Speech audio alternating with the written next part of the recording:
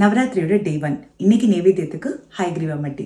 உடுப்பி கோவில் பிரசாதம் ஹைகிரீவா மட்டி பண்ணுறதுக்கு 3/4 கப் கடலைப்பருப்பை நல்லா வாஷ் பண்ணி ஊற விட்டுருங்க.